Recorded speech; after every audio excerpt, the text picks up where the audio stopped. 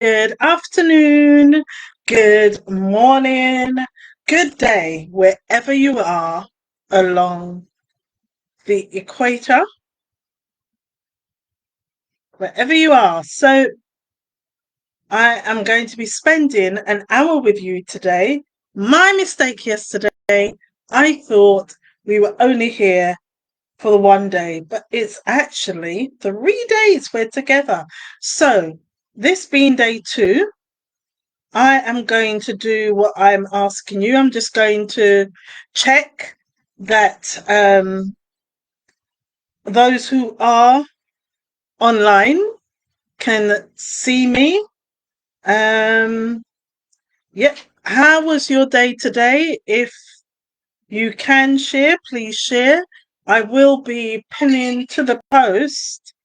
I will be pinning to the post the Linktree link so that you can book a call after this.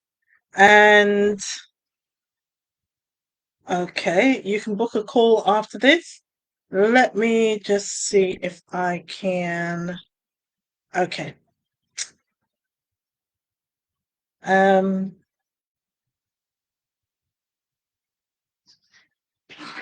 Alright. So it takes time to do the tech when you're doing it all by yourself. Um. So I just want to make sure they get everything. So I have some insights, and I really do have some amazing stuff that I want to share with you that I think you are going to benefit from. So if you're a coach, a course creator, a business owner, someone who trains their clients, you're in the right place, and this is the right place. My name is Janice Weir-Germia. I'm the author of I Decided to Live, No More Excuses. And this is just the publisher cover that they gave to me. I Decided to Live, No More Excuses. And so I'm going to share with you a lot of my insights over the last 35 years. I know it's a lot of years, but there's a lot of experience that I'm now able. I was always willing, but I'm now able to share.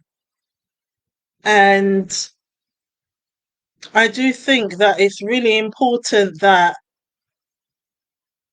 those people who want to go into the coaching space and start sharing their knowledge with others and consulting, etc., that you know how to reach your clients, how to engage with your clients, how to get client retention. This is one of the biggest problems that has been shared. So I'm going to do this. I am live now. Come on in.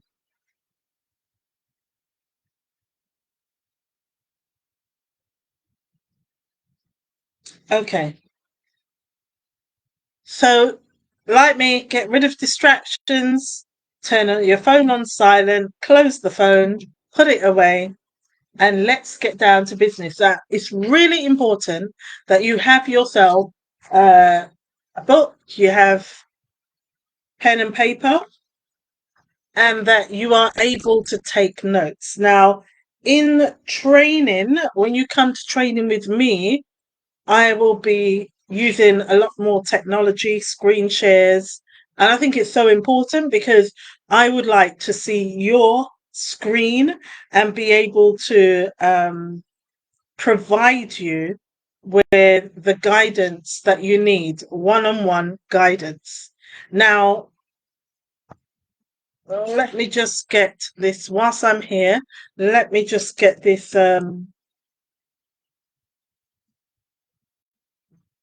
this link that I will share with you, and I will pin to the post.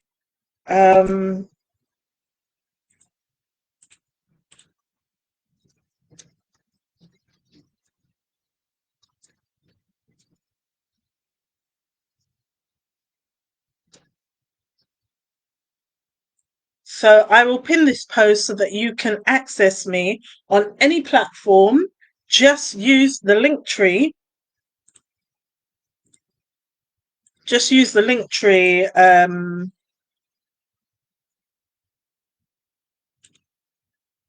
Just use the link tree link, and you will be able to access free material, access courses. You'll be able to book a call with me, and you will also be able to download some things. I think I've got a budget planner there as well. So you'll find it very, very useful. Okay, so today we are going to be looking at two main things. And the two main things are the client engagement.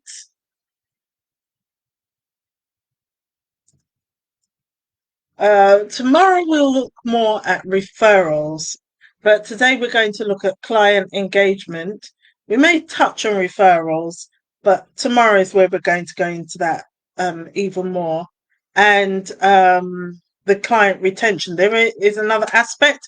I will look at that and make sure I've got it. Client engagement and completion rates. That's it. In the customer journey. Client engagement and completion rates in the customer journey. So let me just write this down.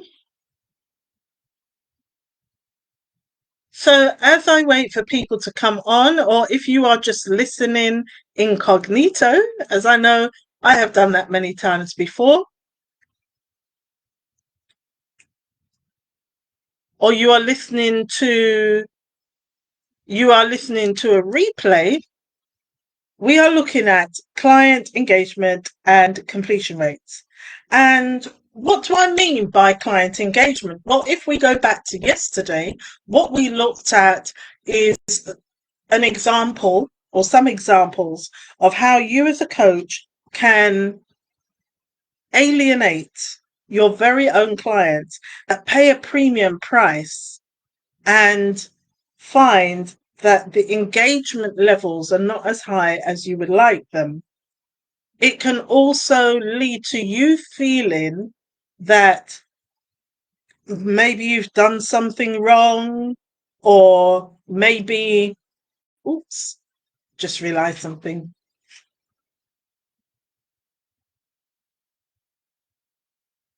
I was battling with the fan. I do apologize.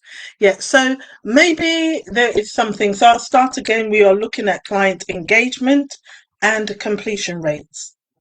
And yesterday we looked at some of the examples, how this has been impacting your coaching and you as a coach, how you feel as a coach.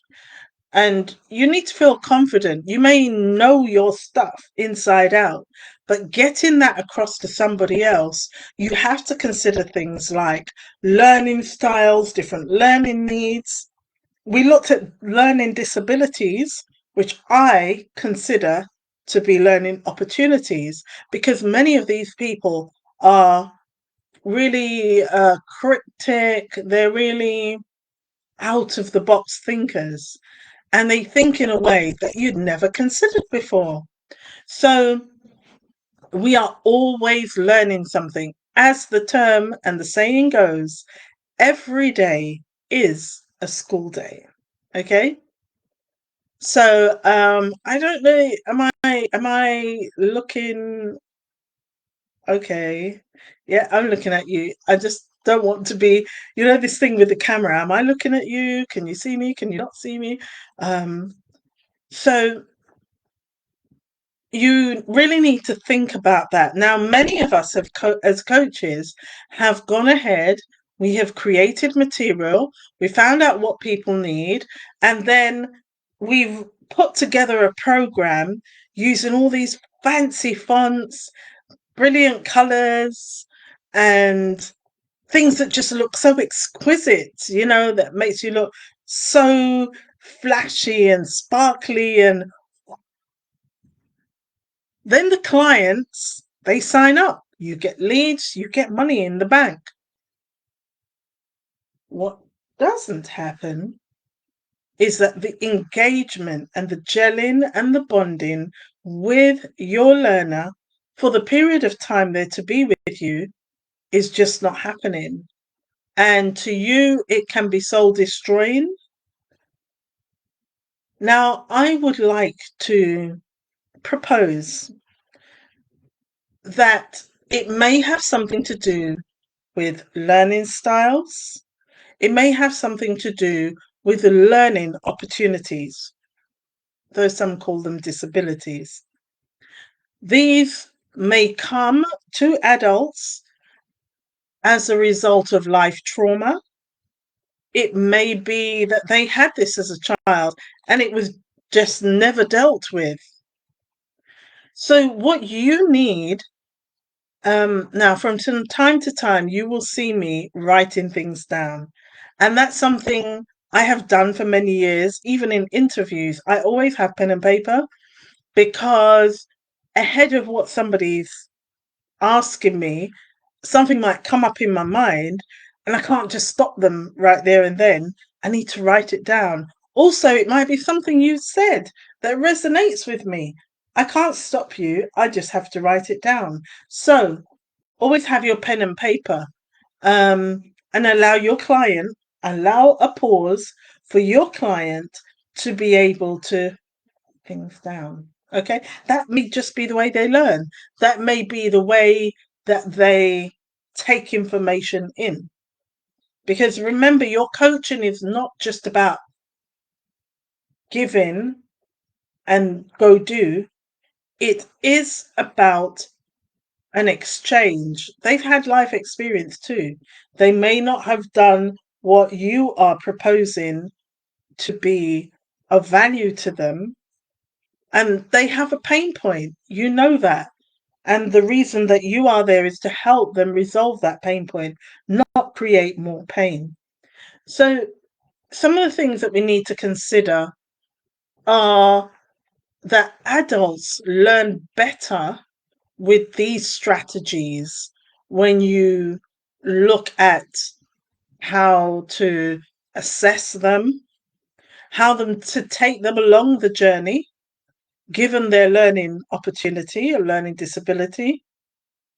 And then you have to work out what you're actually trying to do at any given time. Now, nowadays, coaching has become more of what is referred to as training. It's not coaching. So just teaching and imparting the knowledge and telling people, do this, do this, do that, that's training. That's not coaching. Coaching is when you question. Before I get to coaching, let me then move on to mentoring. So with teaching, you're imparting this knowledge. With mentoring, you're sharing experience, you're sharing your skills, and it includes some teaching. Now, with coaching, bear this in mind, what I've said about training and mentoring. With coaching, you are questioning people, you're helping them to arrive at a solution. Now, this solution may come as a result of you getting them to reflect, motivating them. You enable and create a safe space through your effective coaching and questioning to be able to arrive at the conclusion and move forward. So, the coaches that we have today who insist, do it my way or it won't work, are not really coaching. They are more trainers and mentors. It's a mix of training and mentoring. It's not really coaching. So coaching has changed quite a bit nowadays. And if you are going to coach, not in the traditional sense, but in your way, you do need to remember that people learn in different ways, and not everybody learns the same way. So you have to have that at the back of your mind all the time.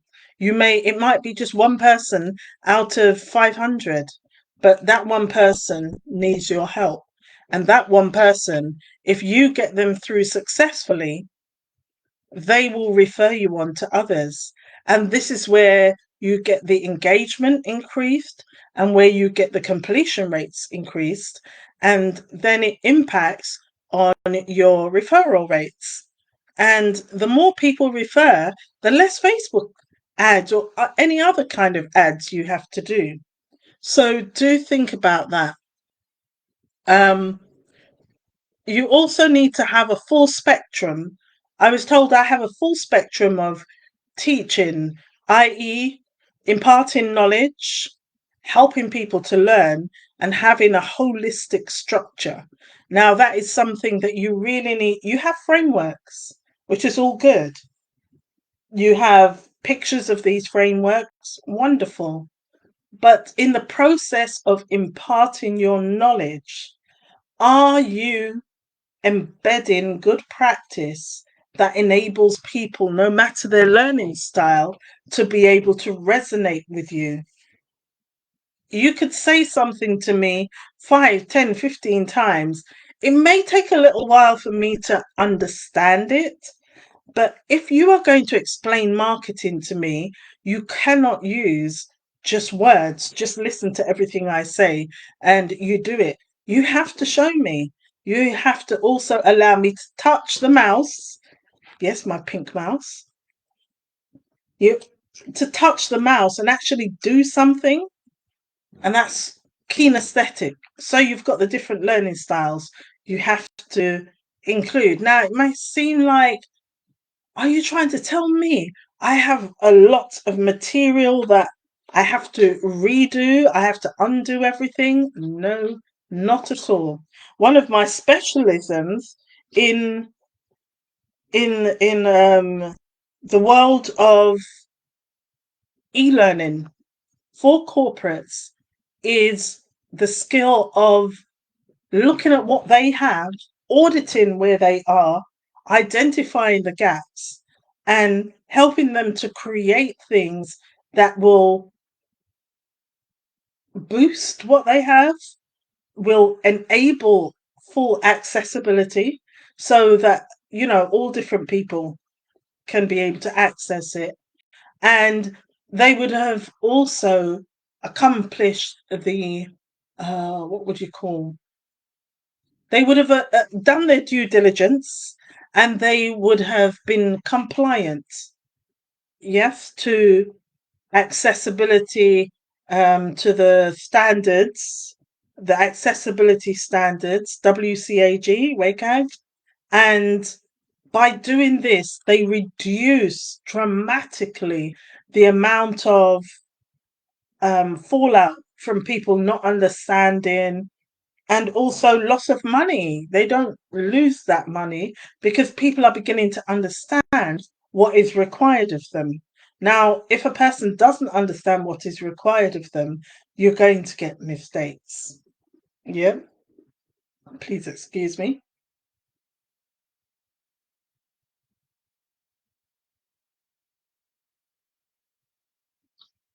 Very thirsty from all this talking.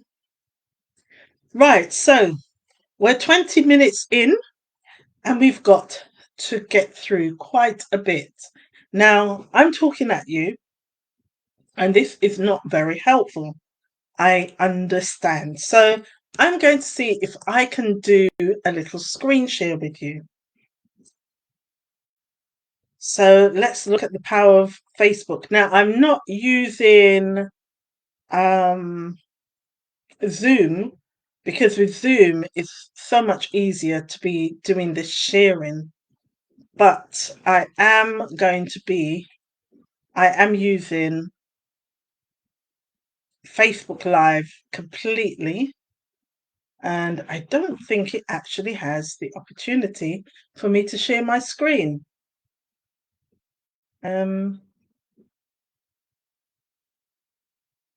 Nope, I don't see it anywhere at all. But what I was trying to do, um, I was trying to share Canva. Let me see. No, no, I can't. Interactivity. No. All right. I would really love to share my screen. Oh, that would be so awesome if I could. No.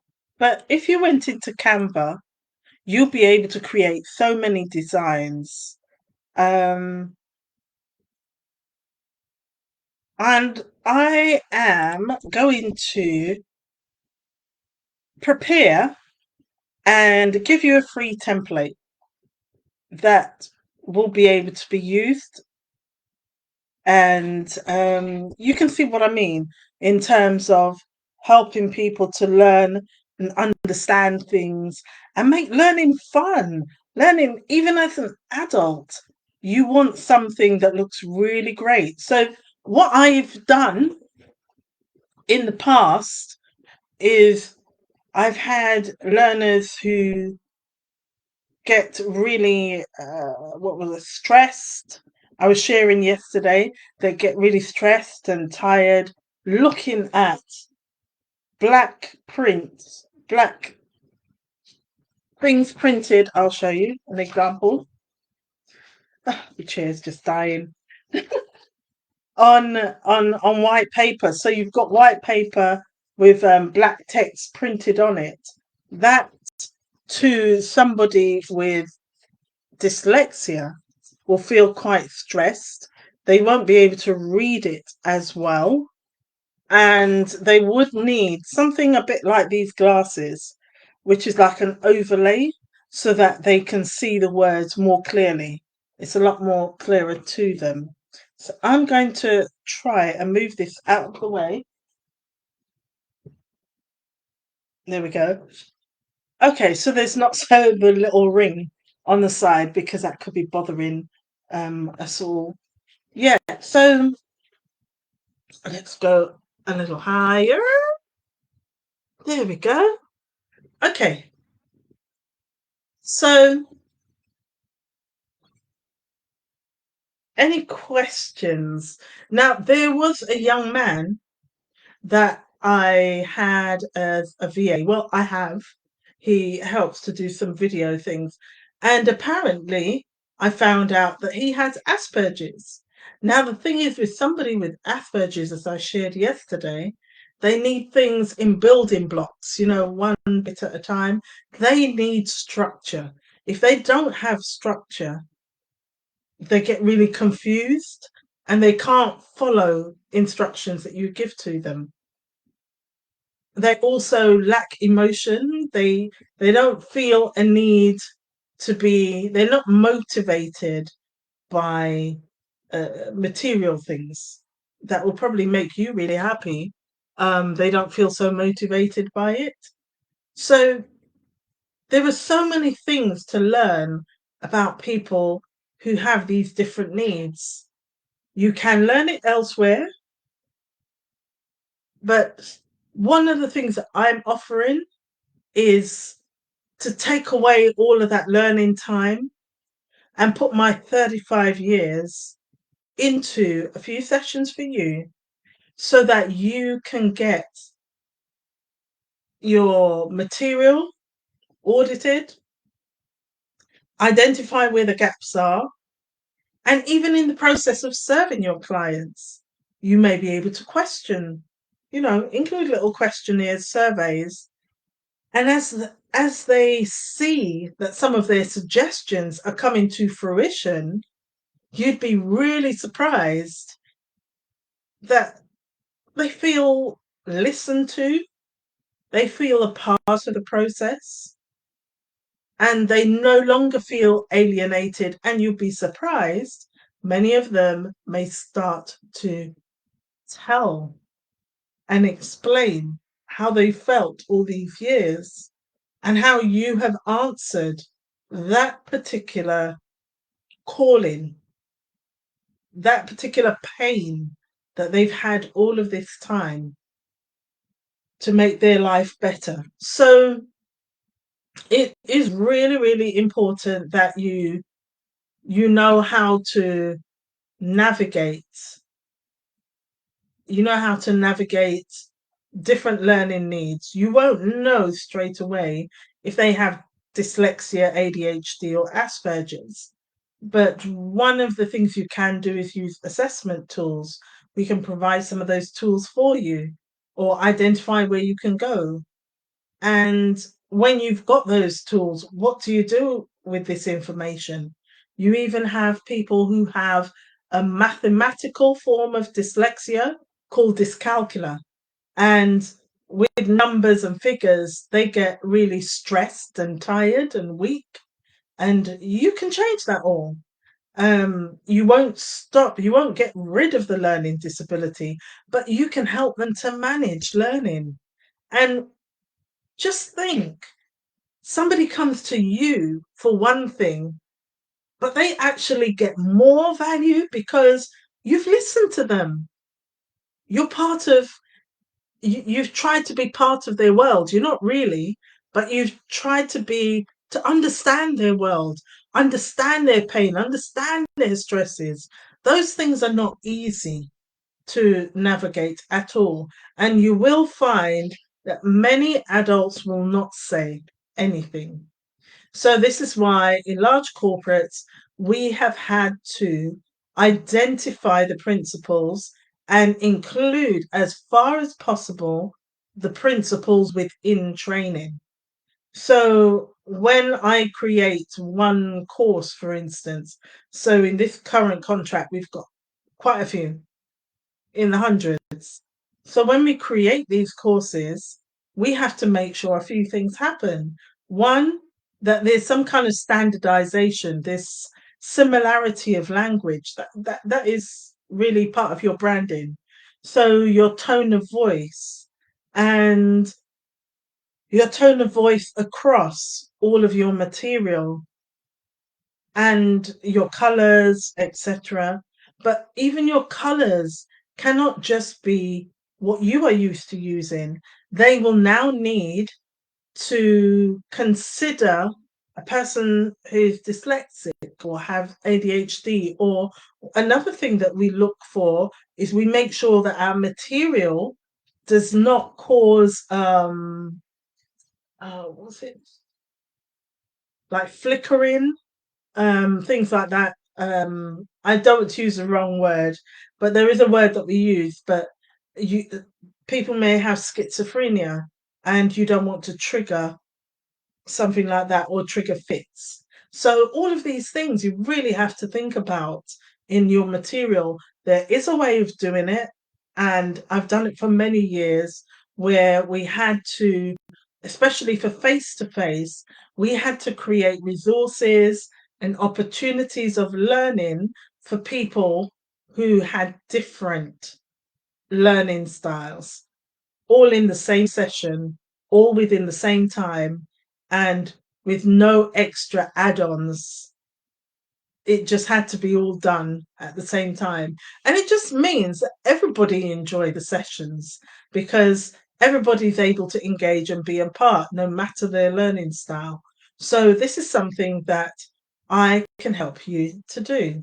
So book a call with me and find out how I can help you, see how we can work together, and see how we can get all of your resources, your learning on track, and look at ways of improving it over time. It may be that some things need a real big lift and shift and an overhaul, but in the meantime, there are ways of using what you've got and tweaking it ever so slightly, because I'm very much aware that some people only have PDFs, they don't have the original Word document.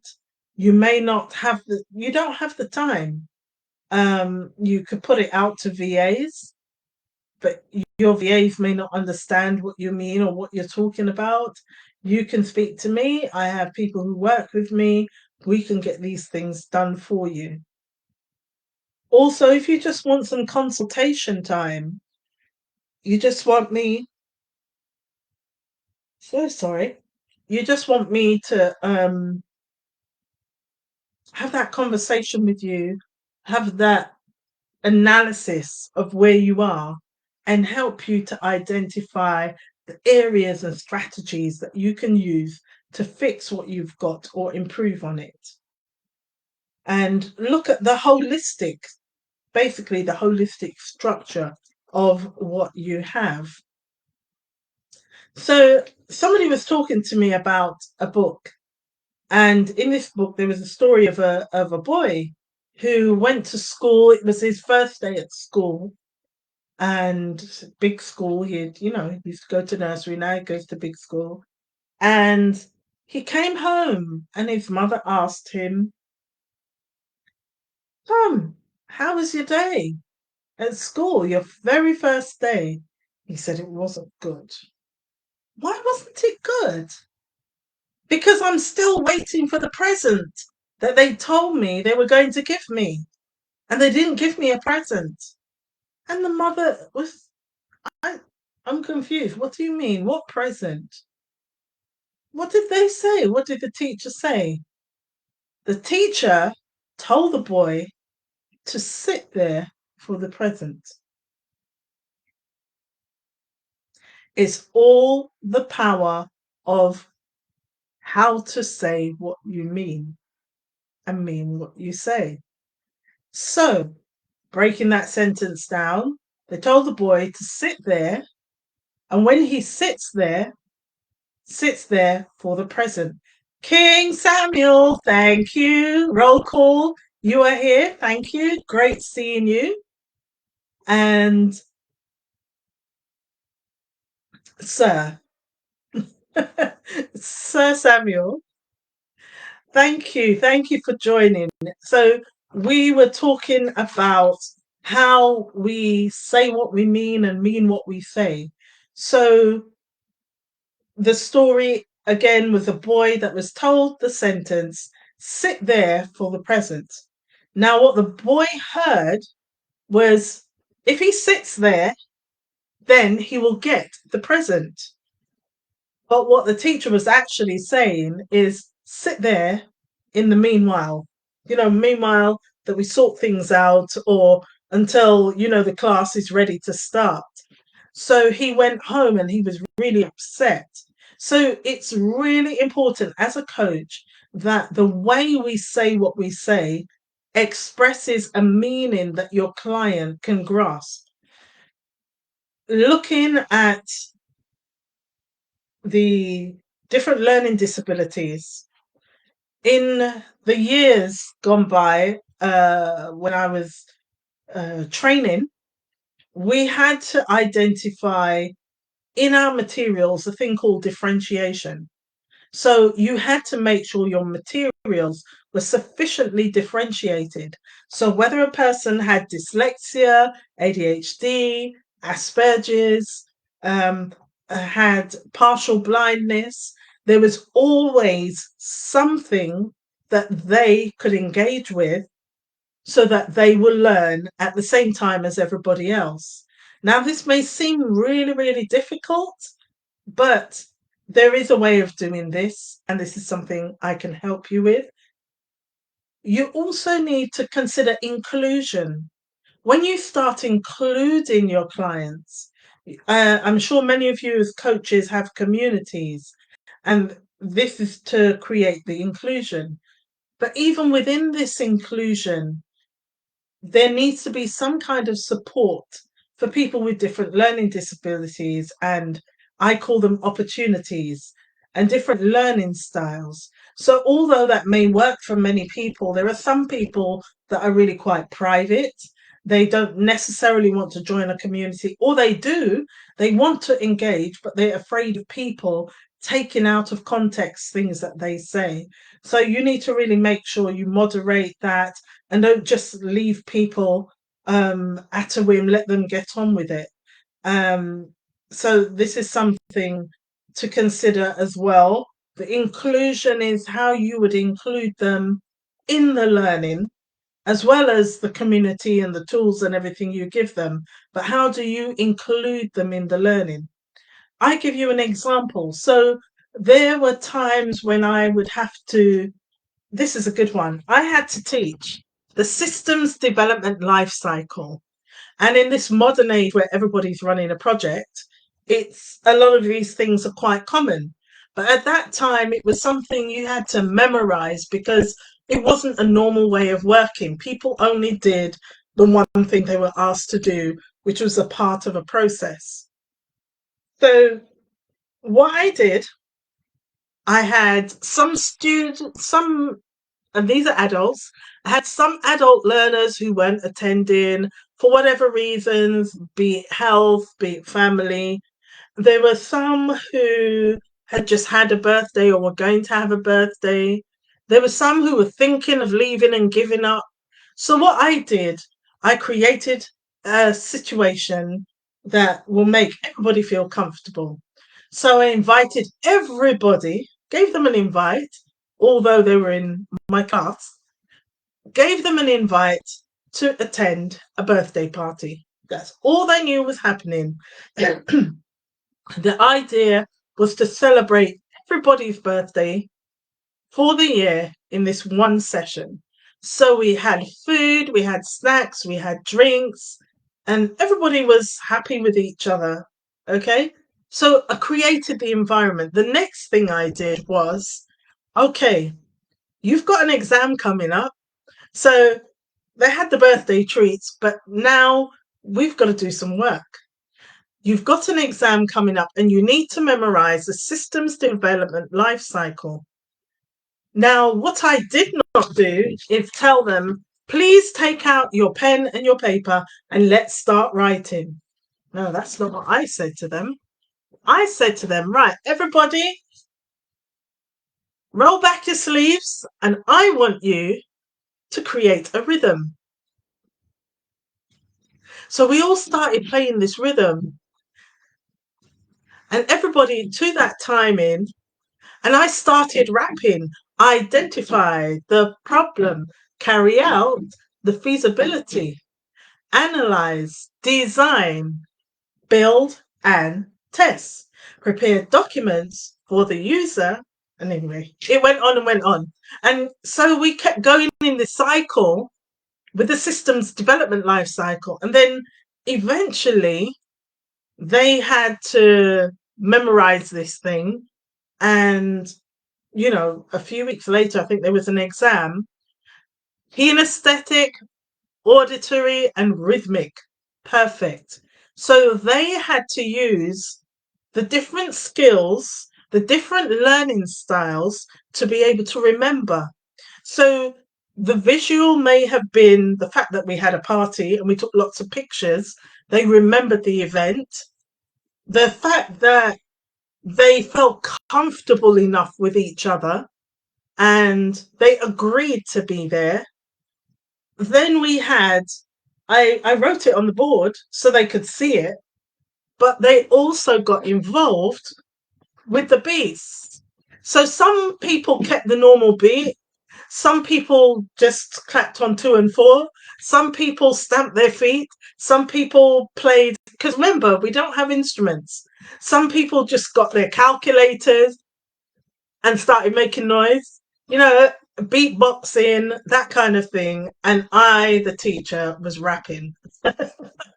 So, and that's not something they've heard before. So think of something, as much as they are adults. In this adult world, we are tired. We are stressed. There's so much trauma associated nowadays, especially with the economy, cost of living. Make their time with you interesting, so they don't just learn, they actually grasp something that they can use, and they will be able to use it over and over again. They will never forget it. Another example is, I think we were looking at organizational chart. What is the typical organizational chart for an organization? Where would HR be? Where would the operational manager be? Where would the secretary be? Where would the assistant be? Where would the the director be? Where would they be in this organizational chart? Now, instead of just saying, this is how it's done, I created questions, and on the back with the answers, I gave this over to the clients and said to them, what game would you like to play? And it is, I kid you not, it's really, really interesting how out of the box people are when you include them in the learning. They they make you see things you never saw before. So there were certain games that they played, and I am going to be honest, I was confused. I didn't understand the game. They gave the rules of the game. They identified how it is to be played, and everyone in that room understood what was going on except the teacher. But you see, what is important? They learned. They never forgot. And let me fast forward from those days in a classroom to, that you're not teaching or anything. So I remember one day I was coming off of a bus, and my back was hurting a bit, and I was coming. So I said to the driver, "Oh, can you just lower the bus a bit, please, to make it easy?" I think I had sciatica, and it was really difficult coming out of the bus. And I had some bags and everything. And he lowered the bus, and before he opened the door, he said, "Yes, miss." No, no, he said, "Yes, miss." And I turned around and said, "Miss." And I'm like, "Okay, you are young." He said, "Janice, don't you remember me?" And I'm like, "Who is this?" And he was one of my students. It was a naughty student, but he got himself into a situation where he, wasn't quite an academic, but he found something he could do. And he started driving the bus, told me about his family and his children, etc. There was another one I remember seeing, um, an adult, and she was an accountant. And we had to do maths where I was teaching scale drawing, I think it was. And she just couldn't, it just couldn't click. Although she was an accountant for so many businesses, it just wasn't sticking. And then I had to take the time, and I started not drawing out, I started asking her about examples. She's an adult, so you've got a living room. What things do you have in your living room? How did you make sure it fit? And we looked at things, knowledge she already had, and then took that knowledge and built on it and built it into her understanding of what scale drawing was all about. And then she began to realize that using this type of paper, if you can see it, the squares, each one could represent 1 meter. She's like, how can it? It's tiny, it's only a millimeter. And then the concepts eventually, with time, I even had models I created. I think I got them to create models out of, oh dear, boxes. And when they started building, putting these things together and forming the ideas, it clicked and it made sense. And where was this lady when she told me? I don't know if I shared this before, but I was working at the Royal London Hospital in the UK, and I was a supervisor, patient supervisor. One of my other side knowledge is nutrition. So I was hired to go to patient wards, also to make sure the patient catering, make sure food went out to every single ward. And for anybody who knows London Hospital, I think it's the largest hospital in London, and it had at that time actively, I think there were 14 floors, of which 12 of them had wards that were occupied, and there were 4 wards on each floor. So that's effectively 12. times 4, that's 48. So I had 48 staff. That, not 48, 48 times two. Oh, it's just too many. So, each ward had 2 ward hosts. So I was managing all of that. It was on shifts. There was different, there were only three patient, what do you call it? Whatever, it doesn't matter. Supervisors. And out of the three, I was the only one with the nutrition knowledge. So going back to meeting this lady, so on one particular day, I was called up onto the cancer ward. And when I got to the cancer ward, I had to speak to some lady to make sure she got the right food for her particular dietary needs. I had to look at her charts. I had to look at her board, her nutrition board. And when I turned around, I saw this lady looking emaciated, and she called me and she said, Janice, Janice. And I looked at this lady. I was like, oh, somebody knows me. I said, hello. She said, it's me. Don't you remember me? I'm like, no, remind me. And then she, went into what she had a problem with and how I helped her. And I went, it's you. What's happened? So she was telling me what's happened, etc. Now, to this day, I've never heard from her. I did give her my number, and that time it was a bowel cancer and diagnosis. And I'm really praying she made it through. But if not, God rest her soul. But one of the things that you will find as a coach, as a trainer, people later on in life, they may not straight away, some may, but later on in life, they will find you, or you might just be in a place where they are, and they will stop you in your tracks and remind you of who you are. And she said to me, you were so patient with me. You took so much time with me. I just wasn't getting it. I do accounting for all of these companies every day, all day. And I just could not get scale drawing and the use of these boxes. And then she explained to me the difference it made to her to finally be able to get it. Now, it wasn't something she really needed to use in her life, but in order to progress, I think how academia is. So if you're an accountant, you may need to have mathematics at A level or have your O level, and some people did not do their high school maths and English. So they had to do it as adults. And I have been, doing that as well as a trainer, besides the IT. So as I said before, I'm a woman in tech, but also it's going to come to me. It's going to come to me. I can't remember STEM.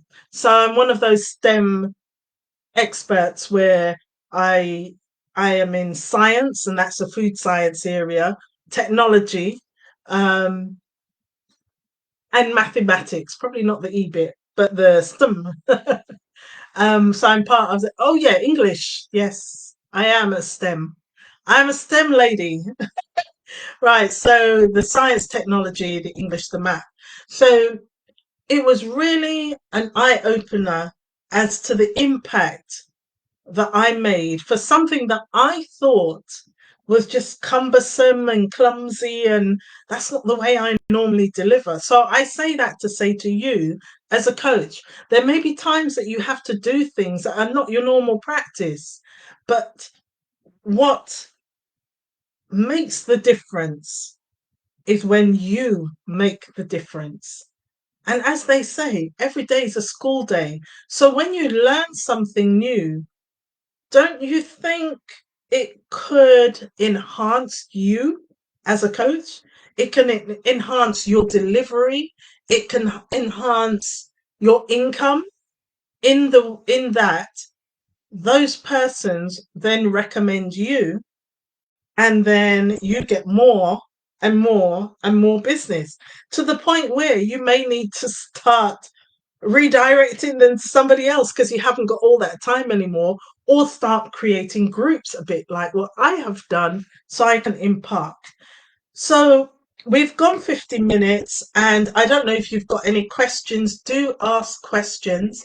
But the main learning styles, if you go to my Instagram at Trainer Success Coach, you will be able to see, I'll put that in here, Trainer Success Coach. You'll be able to see some of the things that I've created to identify the different learning styles. So if you can remember, V for visual, A for auditory, R for read write, and K for kinesthetic. Now, I really wish I could have screen shared. So the next time, I'm hoping tomorrow to use Zoom so that I can screen share and you can see a lot more things. Because so far it's just been me talking, and I don't usually train that way. I usually have a lot more going on, a lot more on the screen. So I will tomorrow be making available to you a template in Canva. And let me just say, I am now a strong advocate for Canva. I am coming from a background where I would write the code, I would create the database, I'd build the website, and I'd do it all from scratch. And I never really considered Canva. I think I was a graphics snob. I a tech snob. It's like, no, we don't use that ready-made stuff. I had to change when I realized I didn't have time. And then I got some VAs to do some work, and I thought, let me try out Canva. Let me just see where I go with Canva. And my goodness. Anyway, just go to my Instagram and you will see some of the things that I've done. And you can create your own brand kit. I want to name names, but I can't remember. I'll have to get their names and a thank you to them. So I've been part of beta programs where we created brand kit. I don't know, I was like, what is that? But I do know about having your brand guidelines for large corporates. We have that as standard. You have to, and you have to abide by that. So things like have your type of font and your color schemes and everything, you put that into Canva, and anything that comes up, you can just press the toggle button until it looks like your brand. I mean, it's just amazing. I'm a Canva advocate. I mean, I'm so proud of myself. But yeah, in that process, I found, as I said to you before, a young man who created some videos for me, silent videos. And in speaking to him, apparently he has Asperger's. And I thought, wow, this is amazing. So one day I'm going to interview him, but not yet. And he had given me some insight as to a person who lives with Asperger's, what they go through. So many times when you see people who may not have emotion on their face, they may be absolutely elated, but for some reason they just cannot show it. And if you try to impart knowledge to them and it's scatty, a bit of this, a bit of that, a bit of the other, a bit of the other, it they just get so confused. They do nothing with it, and they're just calm. These people are very calm, and they're like, thank you very much, and that's it, and then they're gone. That does not help with client engagement. That doesn't help you. They may even give you a 5-star just because they don't want you to feel bad. So 5 stars are not always great if you don't get much of feedback for what they have accomplished or what they have learned from you. And finally, completion rates will increase because of the engagement. So people will have fun and they will enjoy themselves so much that completing wouldn't be something that feels like a chore. It would just be something they naturally want to do because they want to learn more and more and more and more. And they want to be able to achieve what you say they can achieve. So it is so important as a coach to remember that there are going to be some people who think that your coaching is not good. And then you, as a coach, may turn around and say, that's because you're not engaging. If we go back to my scenario, I was told because I'm not engaging, I can't be bothered to do the work. And the language was so negative and toxic. All I said was, I need a different way of learning. I'm very visual. And the coach said, yes, but I'm logical. So you have to, it's like basically I have to learn the way he delivers. Where as a coach, that is not the way. That is not the way. It's the only way you know so far. So I'm here to help you to develop new ways and for you to revolutionize coaching as not just imparting knowledge and solving problems your way, but solving problems in a way that engages and that reaches out to more. Because the more people you reach, the more money you make. It's really simple economics. It's a simple return on investment formula. So some of the things that I offer, what do I offer? So I offer the opportunity for us to get together like this in groups, to learn together, the awareness piece. What are these, what are these learning disabilities and why should I be bothered? How can I identify them? What assessment tools exist? All of these questions, we will have a community, but also there are some clients who just want someone to go through it with them, so that means you're the kinesthetic, that person that just wants to touch. You just want me to get my mouse and to actually do it with you. And so not necessarily for you, because I know there are some of you who are very gifted and skilled, and you want to know that if you need to make any changes, you can do that yourself. You don't have to go to somebody else. But there is also the other service of done for you, where we will do the changes for you that are necessary. And all of this comes about as a result of initially an analysis. There needs to be analysis to identify where the gaps are, the gap analysis, and then we will look at helping you. Some of you may also need a diversity and inclusion policy, which you do not have. And that is really important. You need to align yourself with the law and where things are going. Things have changed over the years and they're still changing. Anybody who has material online or on the internet is prone and open to legislation if you do not comply.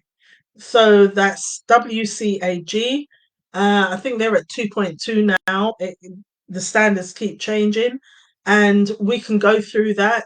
We can implement for you a diversity and inclusion policy, and then we can do a training needs analysis. What training is required for you, for your staff? And if that is not the case for you, you don't need all of that. We can then take you from the end-to-end 360 process of changing anything that needs changing, adding anything that needs to be added, and then implementing it.